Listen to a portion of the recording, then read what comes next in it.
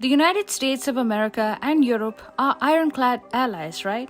In fact, they together form most of what is NATO, the military alliance facing off with Russia. Ever since Russia invaded Ukraine, the US has appeared to stand shoulder to shoulder with Europe, helping the bloc at a time when it faces perhaps what is its most severe and multi-pronged crisis. Together, America and Europe imposed economic sanctions against Russia. Vladimir Putin responded by weaponizing energy exports to Europe. Gas flows through the Nord Stream 1 pipeline, for example, have been reduced to zero by Moscow. That has led Europe straight into the mouth of an economic crisis.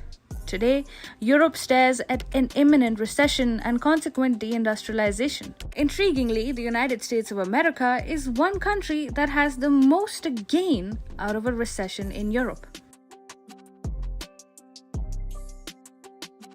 Suddenly, news from the United States of America is not so grim.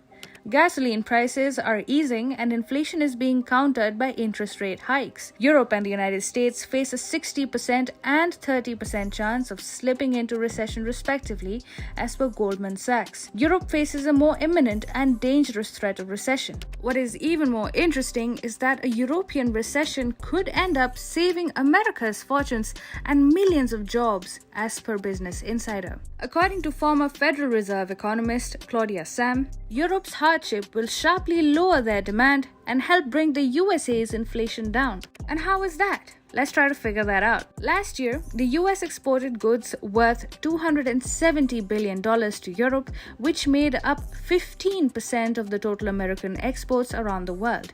That scenario will change when Europe goes into a recession, because lower demand and purchasing power will also result in European countries importing less. That must be read along with the decline of euro's value against the American dollar. A weaker euro means Europeans will have to pay more for American goods.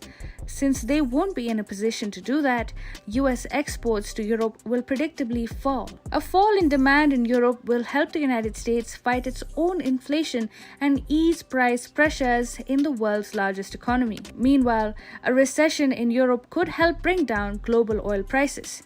That's going to be very good news for American consumers. In a manner of speaking, Europe's economic misery is proving to be the perfect antidote to an American recession.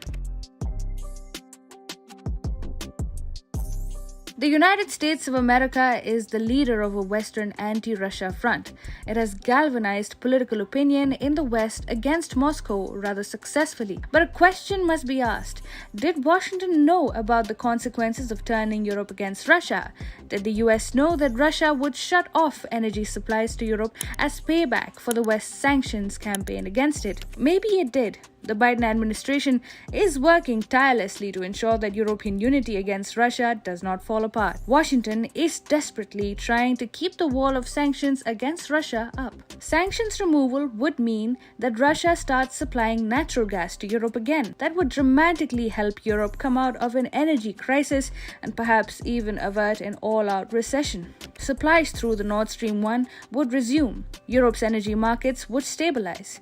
Energy prices would drastically fall. And all this would give an impetus to the European people's purchasing power. But that evidently would run contrary to the Biden administration's interests. The US seems to be making the most out of an imminent recession in Europe. It's saving its own economy at Europe's cost. The question to be asked, though, is this: did the United States plan for things to play out this way, or did this just happen?